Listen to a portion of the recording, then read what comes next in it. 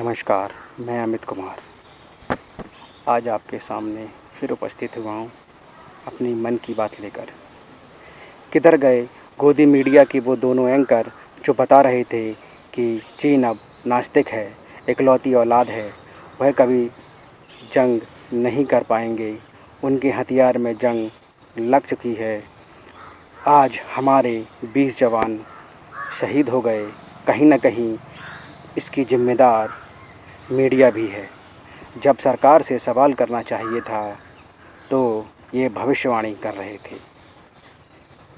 कब मीडिया को यह समझ आएगा सरकार से सवाल का मतलब सेना पर सवाल उठाना नहीं, सरकार का विरोध करना देश का विरोध नहीं, सरकार ही देश नहीं।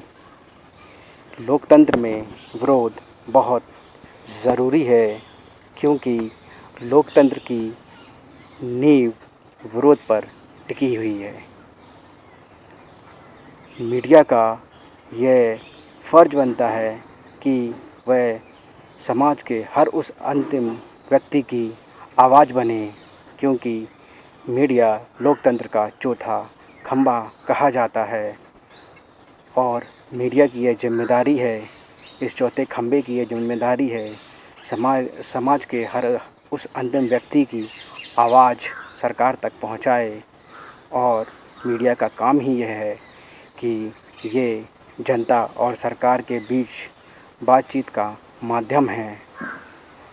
पर अभी कुछ मीडिया चैनल्स ये समझ नहीं पा रहे हैं और चाटुकारिता में व्यस्त हैं। लोकतंत्र का मतलब ही यह है विरोध उस पॉलिसी का जो हमारे समझ से हमारे देश के लिए हानिकारक है। लोकतंत्र का मतलब ही यह है कि विभिन्न भाषाओं, विभिन्न विचारों का, विभिन्न धर्मों का संगम।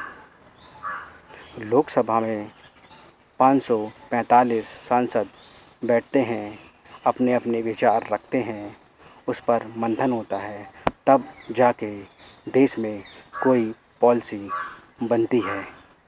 इतने विचारों को मिलाकर कोई अच्छी पॉलिसी देश में आती है। यही लोकतंत्र का सही मतलब होता है। धन्यवाद।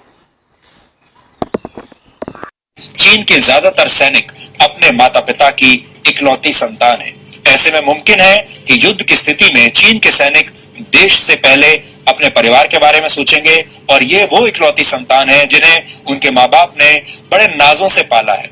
ये सख्ती के आदी नहीं है, ये मुश्किल जीवन के आदी नहीं है। इसलिए ये लोग जब सेना में आते हैं तो बहुत कमजोर साबित होते हैं और इनके ऊपर पारिवारिक जिम्मेदारियां इतनी बड़ी हैं कि ये लड़ने से पहले अपने परिवारों के बारे में सोचेंगे, अपनी जान बचाने के बारे में सोचेंगे। और हम आगे चलकर आपको ये भी बताएंगे कि इनमें से ज्यादातर लोग ऐसे हैं जो अपनी मर्जी से चीन की सेना में आए भी नहीं।